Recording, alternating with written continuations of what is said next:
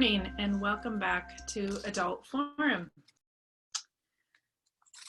Between 1550 and 1633, Portuguese Jesuit missionaries sent out during the Roman Catholic Counter-Reformation encountered the Ethiopian Church. Here is what they wrote. No country in the world is so full of churches, monasteries, and ecclesiastics as Abyssinia. It is not possible to sing in one church without being heard in another, and perhaps by several. This people has a natural disposition to goodness. They are very liberal of their alms. They much frequent their churches and are very studious to adorn them. They practice fasting and other mortifications. They retain in a great measure the devout fervor of the primitive Christians. Perhaps for us as fellow Christians, such longevity and passion for the way of Christ should not surprise us. That here in the 16th century, the Jesuits have discovered a forgotten church. But I confess that until the last decade, I knew little about this extraordinary church that has survived and that still survives today. I was like these European Roman Catholic missionaries who arrived on the edge of the Red Sea and who all too often assumed they had the most accurate understanding of the Christian faith or the most faithful practice. But here is the stunning revelation that can be claimed and argued fairly persuasively, unless you're talking to an Armenian Christian. Ethiopia, or more precisely the kingdom of Aksum, was the first kingdom in the world to adopt Christianity as its official religion, and even more stunningly, it is a church that still survives today. Today, our chronology is mostly centered around the mid-300s with the official conversion of the kingdom of Aksum around the capital and central port cities through to the 500s and the widespread conversion of the larger kingdom. Now we know, of course, that by the mid-300s, Christianity had become tolerated in the Roman Empire. With the spreading of the church into various regions and various languages, national challenges arose in the central aim of church unity. In 325, Constantine, the Roman emperor, sponsored the first Ecumenical Church Council to address differences in understanding between God the Father and God the Son, Jesus Christ. The official Orthodox opinion that was determined by the majority of the bishops in attendance was, of course, our view today, that Jesus Christ was fully God, just as God the Father was fully God. They are co-equal and co-eternal. This first church council was held at Nicaea in modern-day Turkey, and the majority of what is now the Nicene Creed came out of that, with the exception of the bits about the Holy Spirit, which were added shortly thereafter. It would be, of course, wrong for us to assume that these meetings had primarily academic interests and that these concerns held little interest for the parishioners on the ground. While the differences in these early church councils often came down to distinctions in language and translations, these decisions involved understandings of salvation and Christ's power to offer salvation. So nothing less than salvation is seemingly at stake in these councils, or at least our understanding of them. At the Council of Ephesus in 331, it was said that the streets were full of congregants waiting outside of the meeting hall for the determination of the bishop's council.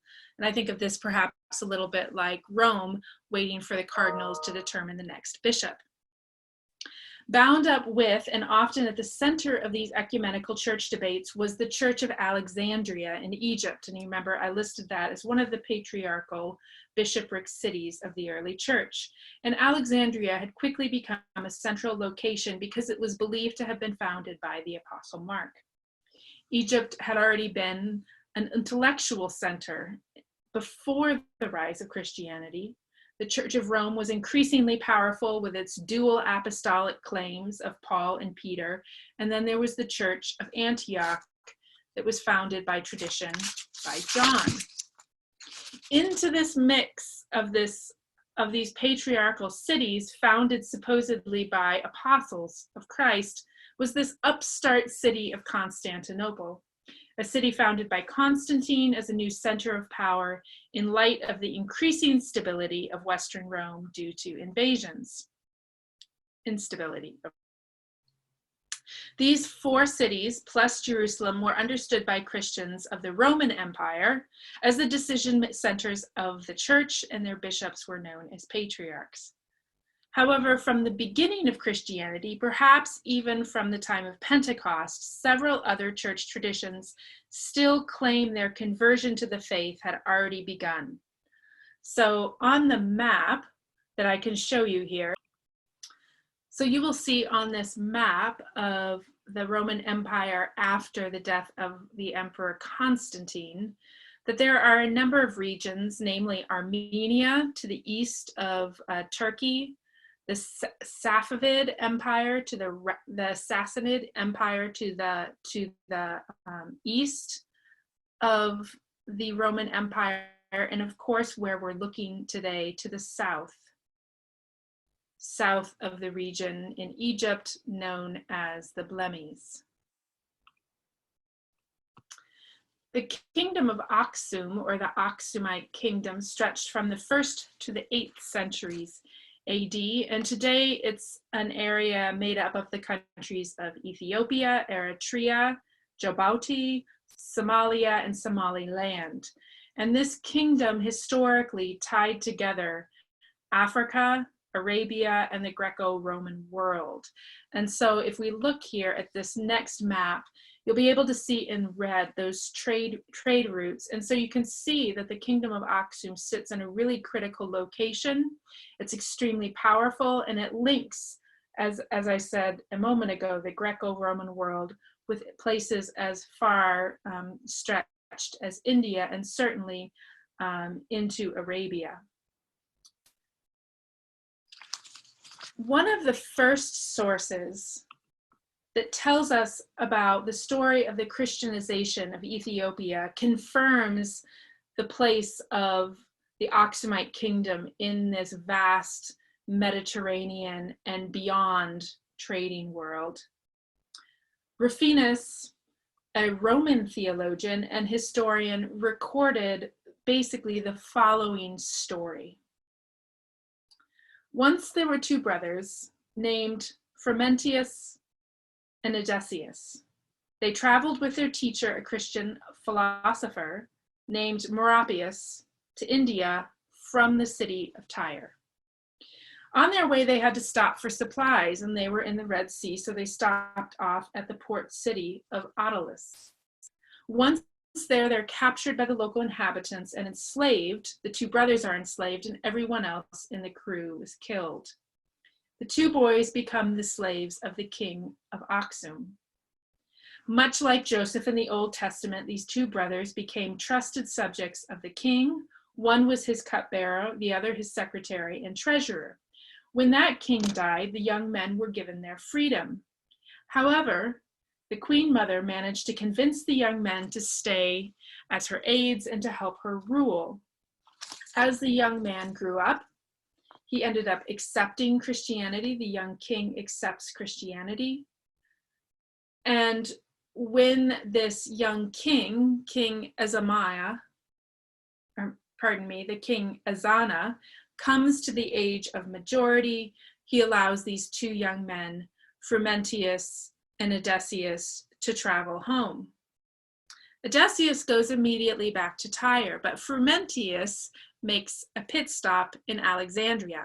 And in Alexandria, he goes and he meets up with the then patriarch Athanasius, who we read from at the beginning or at the end of class last time. And Athanasius hears this account of this king, Azana, in Ethiopia in the Aksumite kingdom, and he says, who better to go back as bishop and lead this kingdom into Christianity, but Frumentius himself. So he ordains and appoints Frumentius as the first bishop of Ethiopia. From that moment until the 1950s, every Orthodox Ethiopian bishop has been Egyptian. And there's still that strength of tie to the Church of Alexandria. Now, what's critical here about King Ezana in terms of the dating of when Ethiopia becomes Christian is, if you look on the screen there at his ruling dates, you'll see that he's quite early in the 4th century. And so this is what allows historians to say quite confidently that before Rome itself fully legalizes Christianity and it becomes the official religion of Rome, Ethiopia has already done that same thing. The next tie that the Ethiopian church has to the larger church abroad is the story of the 9 monks. And there's a lot of mystery about this, but historians do know the names of most of these monks. And these monks came from Syria. Why they came, they seem to be motivated for missionary purposes. They come from the eastern portion of the Roman Empire. Whether or not these 9 monks were in support or against the decisions of the 1451 Council of Chalcedon is unknown. However, the Ethiopian Orthodox Church traditionally holds that they were monophysites whose position on the nature of Christ had been declared unorthodox and heretical by the Council of Chalcedon and the majority of the bishops for the Eastern Roman or Byzantium Empire. We're going to talk more about what's meant by monophysitism and miaphysitism next week when we talk about the Syrian Orthodox Church, and then the next week when we talk about the Church of the East, which also had Syrians, but they weren't considered to be Orthodox. What did these 9 monks do for the Ethiopian church? Well, they translated a lot of the New Testament into the language of the Aksumite kingdom, Ge'ez, which for many centuries was the official liturgical language. Today, the liturgy of the Ethiopian church is translated into the modern Ethiopian language. They expanded the canon of scriptures, and the canon of scriptures that the Ethiopian church holds to is much larger than almost any other church. They include the book of Jubilees as well as the book of Enoch. And the book of Enoch in Ge'ez is actually the only language in which that book is preserved or was preserved in its entirety. So we're starting to get the sense that there's something special about the Ethiopian church. There's something about this church that has been able to maintain particular traditions or manuscripts that other churches in more destabilized regions have lost. The monks, most importantly, established monasteries, they established schools, and they really allowed Christianity and fostered Christianity to be spread on the ground, as the initial conversion was from the top down. Many countries and nations since the time of Christ have claimed to be the new Israel. However, Ethiopia makes the claim from before the time of Christ, rather from the time of Solomon. And this is one of the most striking things, and it impacts Ethiopian liturgy from the 4th century, which is very similar to what is still going on in the churches of Ethiopia today. And that is that they make a claim based on having a direct lineal tie to Solomon. And here it is. According to Ethiopian tradition, the Queen of Sheba, or Makeda, visited Solomon. And this is from the text of 1 Kings chapter 10. Together they had a child. Later, this child, known as Menelik I, goes back and visits his father, Solomon, who by that point has strayed from God, and it has dissatisfied him.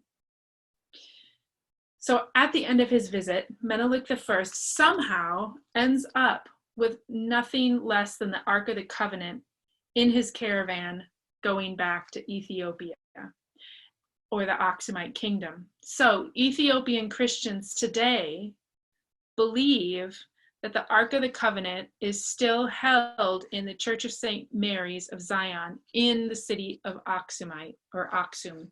And I have I'll just go back a few screens here. This is the image on your right is the Church of the Tablet. That's a 17th century building, but inside of it is supposed to be the actual Ark of the Covenant.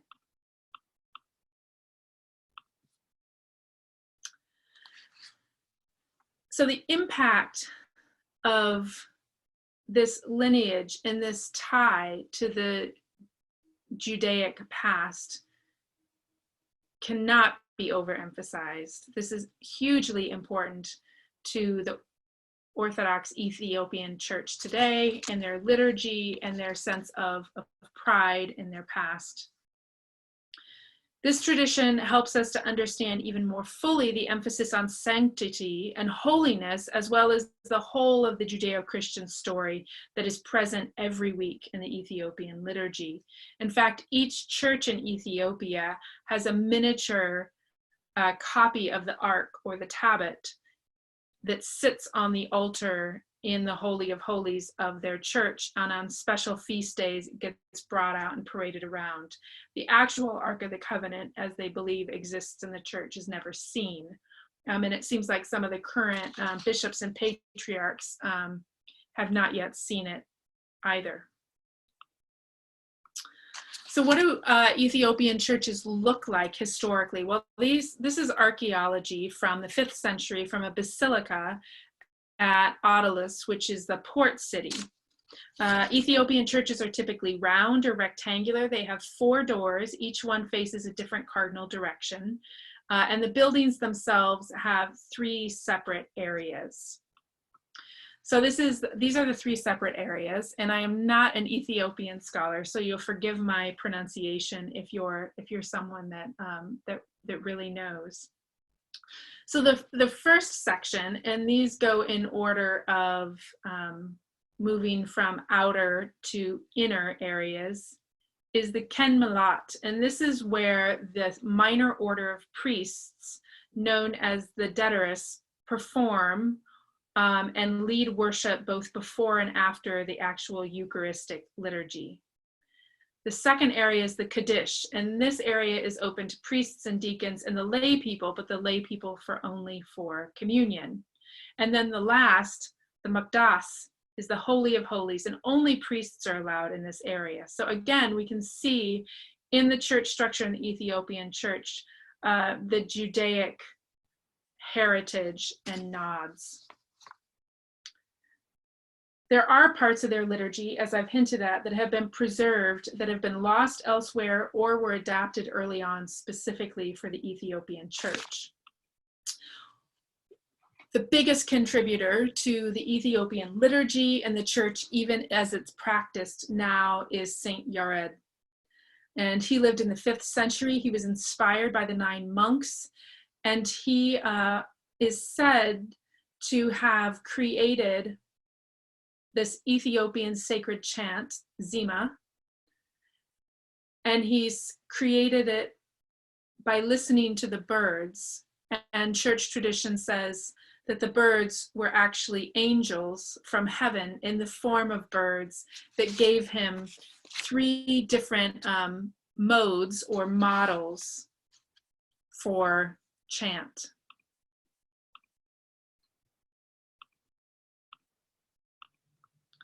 So if you look there in the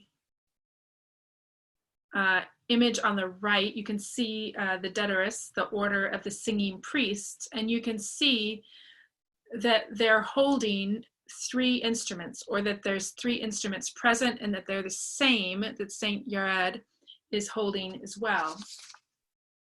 And so I'm just going to move to the next screen. So this minor order of priests performs a dance known as an akkam, and they have 3 specific instruments. One is the sistra, which my face, I guess, is covering, but you'll be able to see it in a film. A video I'm going to show you here in a little bit. And the sistra actually dates from much earlier in Egyptian history. and it's used as a kind of hand chimes. The Tau cross staff, which you can see there in the image of the priest in front of the king. I'll go back here. You can see it more clearly with Saint Yared holding it over his shoulder, as well as the sistra. And then the last instrument that's represented in the image directly in front of you are the drums. And so you'll want to take note of the dress and the posturing there, because you're going to see it again. In terms of men and women in the church space, men and women are separated and were historically separated from the beginning, with women on the right and men on the left, and everyone has to remove their shoes upon coming into the church.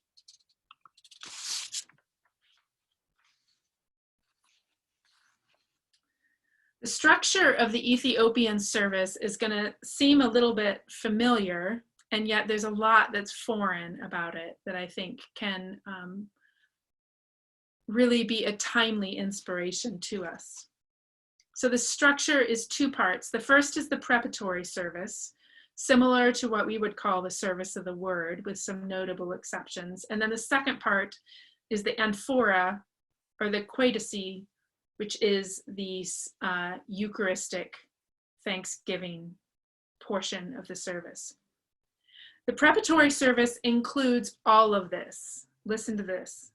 Prayers over the vessels that are used in the service, including the chalice and the plate. The church body is admonished to not let their attention wander. There's readings of entire psalms, multiple psalms, prayers petitioning God's blessing on the service. It's after that that the priest finally enters, and he enters praying a prayer of penitence, and then he says 7 psalms. Then he prays the prayers of St. Gregory of Nyssa and St. Basil of Caesarea. Then he prays the prayer of St. John Chrysostom.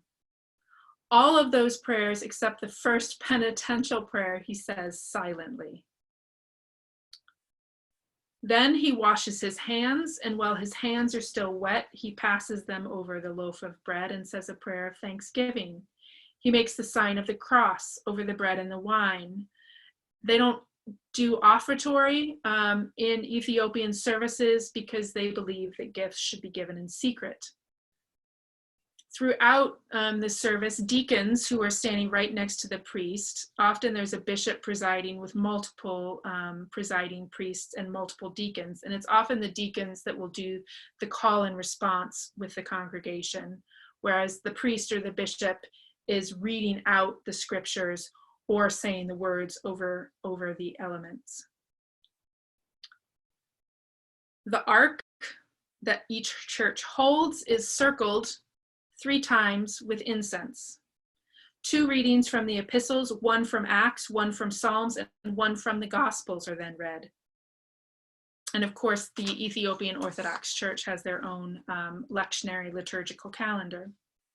At this point in the service, we're still in the preparatory part of the service. At this point in the service, the catechumens are asked to leave, so those that are preparing to enter the church. So at this point in the service, the only people that are there are the baptized Christians.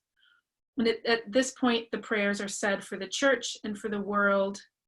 The creed is recited, and they alternate between the Nicene Creed and the Apostles' Creed because they believe that the Apostles' Creed is the prayer of Jerusalem.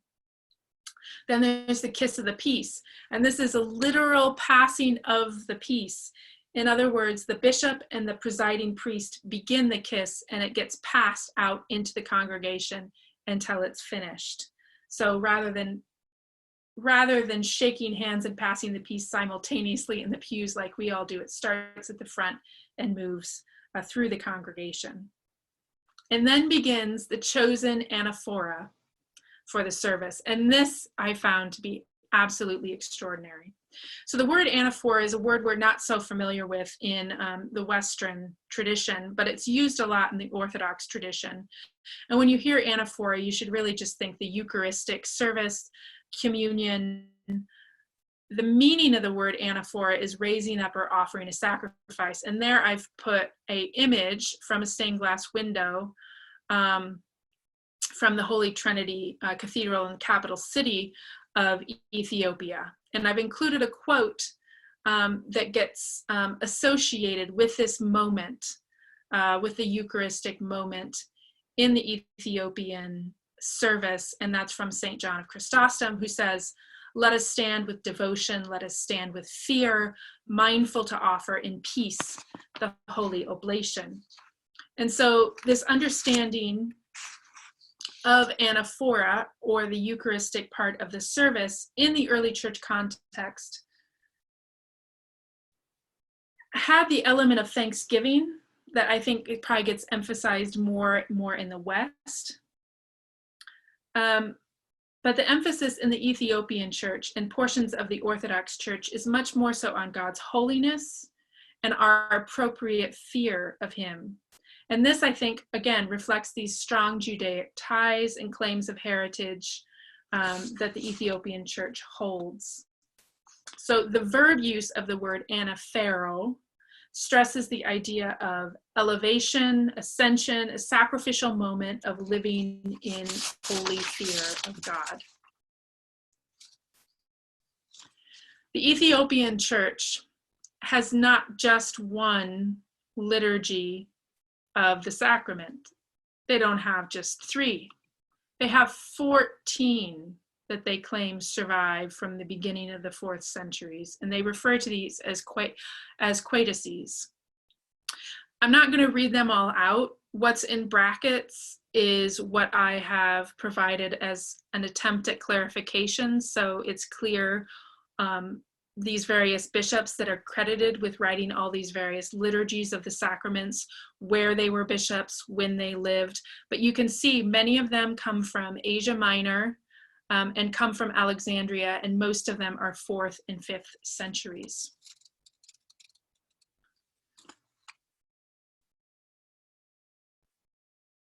The Ethiopian church uses the word quadasi to refer to anaphora, Eucharistic liturgy, communion, and they all hold sort of the same basic meaning. However, in my reading, it seems to me that the Ethiopian anaphoras in particular emphasize a depth of theological memory and a scope of biblical retelling in their liturgies that almost defies explanation. And I suspect the best way for us to ever understand this would be to actually be there and be ushered into the Ethiopian church. That word, quadasi, actually means hallowing or sanctifying. I did find a really helpful passage from a very recent Western Orthodox Ethiopian leader by the name of Abuna Yashak, and this is what he says. "The quadasi is not entertainment, but one just hears it only if he is blind. One just sees it only if he is deaf. One just sits there in a chair or pew only if he is spiritually paralyzed. One just reads about it if he is spiritually tepid.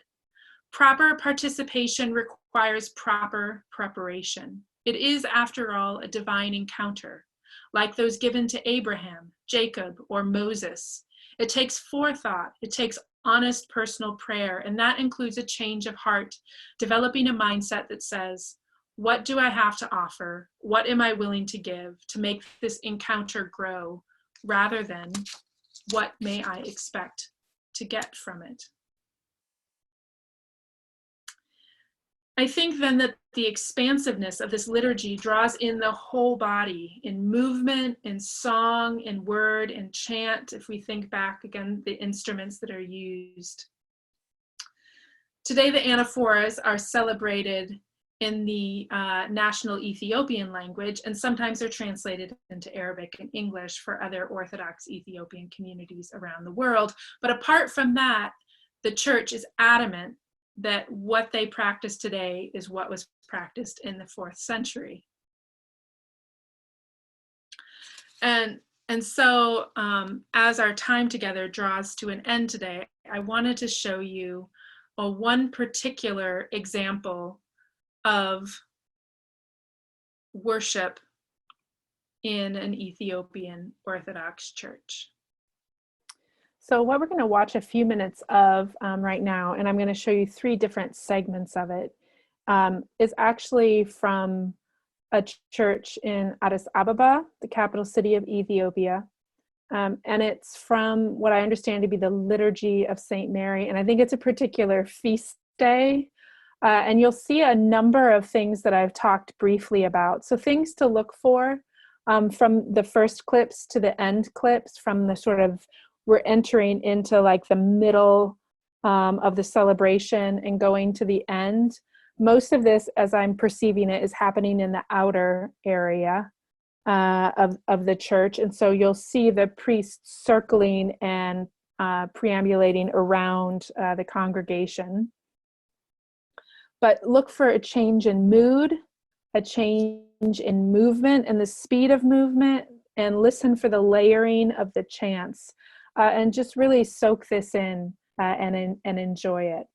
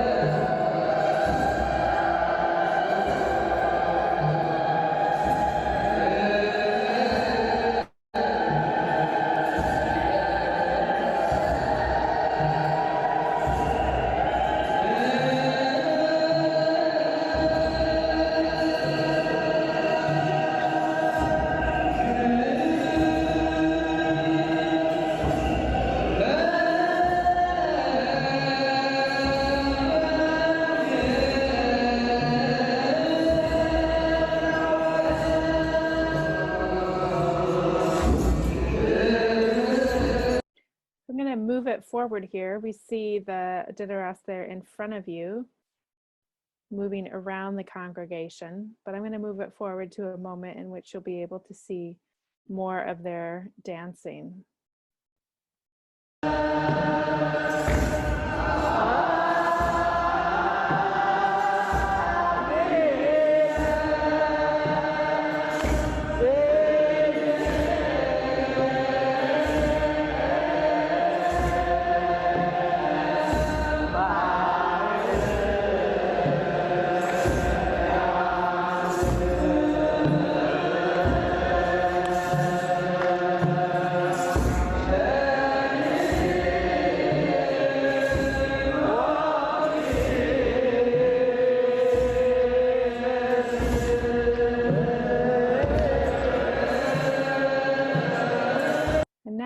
Forward a little bit more, a couple minutes, we will notice the mood change substantially to one even more of jubilation and celebration.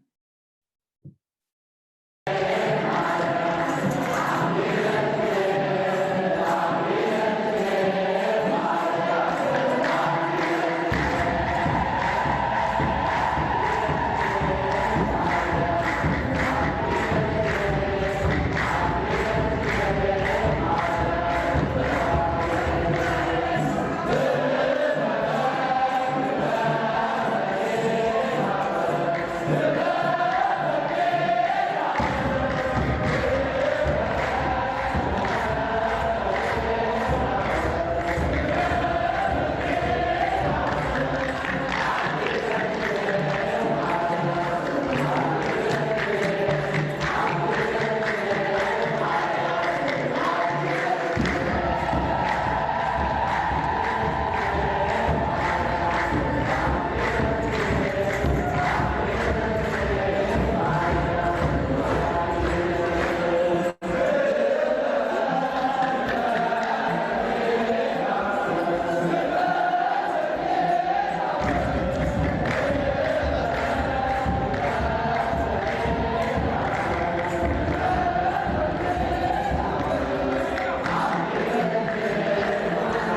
see there, they're starting to move towards the congregation. And I'm just going to start this now towards the very end with the minor order of priests surrounded by congregants.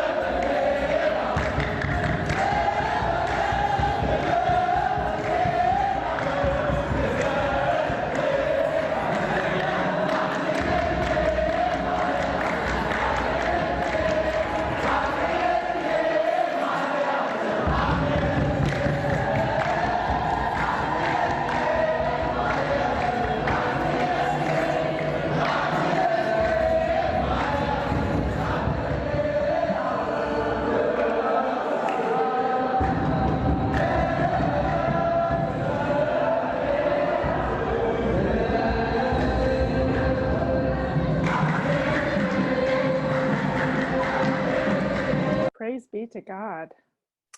In 2017, Pew released numbers saying that 78% of Orthodox Ethiopian Christians say they attend church weekly. 98% of Ethiopian Christians say religion is very important to them. The population of Orthodox Ethiopian Christians in 2017 was 36 million. What does the Ethiopian Church teach us or show us now in this moment? They show us the possibility and power of the Church surviving through virtually any circumstance while still holding on to their distinct identity. The Ethiopians survived the Islamic invasions of the 7th century and were never taken over. The Church survived the dwindling of the Aksumite kingdom and carried on, building extraordinary rock-hewn churches from the 13th century. They survived the Jesuit missionary work that endeavored to turn them to Rome. They survived the rise of British and colonial power in the region, and they have survived so much more. I think the Ethiopian Church also reminds us of the sacred and the holy and grandeur of God, the God of the Israelites, of our risen Christ, who was raised up as a sacrifice like Moses raised the staff in the desert. They remind us of the mystery and the holiness of the Judeo-Christian tradition.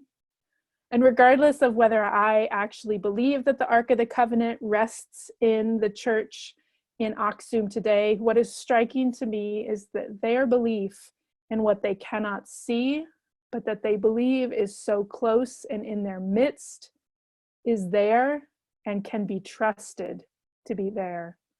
So in this way, they remind us of our own finitude and limitations of knowledge and understanding, and that faith does not rest on having searched out and satisfied ourselves with all the answers to all the questions before we can believe. So I hope the Orthodox Ethiopian Church has been encouraging to you today. I hope that you, alongside me, have learned something about this extraordinary community that has really begun the church story and continues the story of the church. So next week, I'm going to look at the Syriac Orthodox Church, and in particular, I'm going to look at the songs and hymns of Ephraim of Edessa.